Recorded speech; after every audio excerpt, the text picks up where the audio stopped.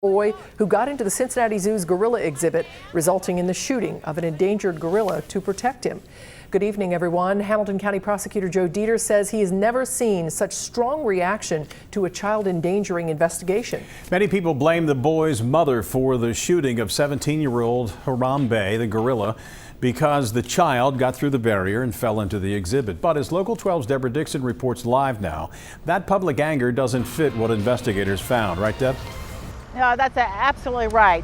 And Joe Deters says part of the investigation that led to no charges against the mother included 4 witnesses who were at the gorilla exhibit when, as he said, the little boy scampered away. The 4 witnesses said it took seconds for the boy to scamper away, get through a barrier that included 5 feet of bushes, and drop into the moat. As witnesses screamed, those who study gorillas say Harambe seemed agitated. The decision was made to shoot him. The 4 witnesses described a very attentive mother who simply turned her back to take care of another child, and the 3-year-old went through the fence. I've gotten dozens, if not hundreds, of emails about this case.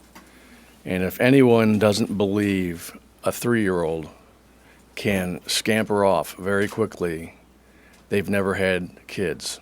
Deters says it would be child endangering only if the mother were reckless and put her son in a dangerous situation. I've been a bit taken aback by some folks' moral equivalence of human life and animal life. And this is a beautiful little boy, and had they not acted and this animal behaved sometimes like animals behave, we could have had a genuine tragedy here.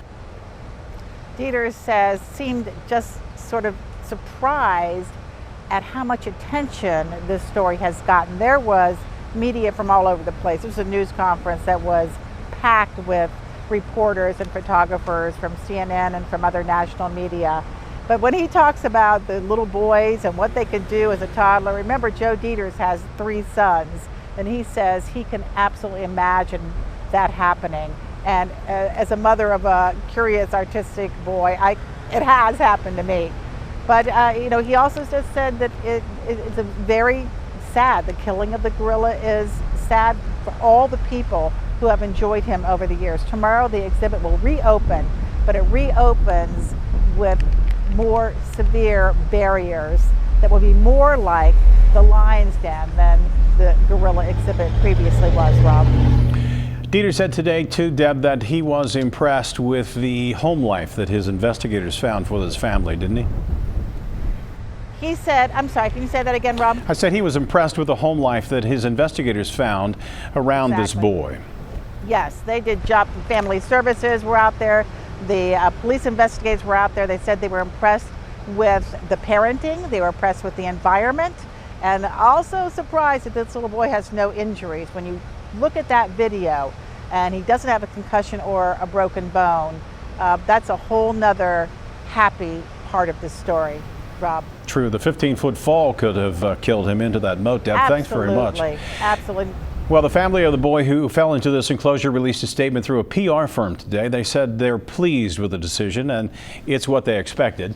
They say it's one more step in allowing them to put this episode behind them and try to return to their normal family life. Local 12 News has continuing coverage of the story on air and online, of course. Coming up at 6 tonight, you'll hear from another family whose child got past that barrier at the zoo. And we'll be live throughout the day tomorrow as the Gorilla World exhibit reopens. A local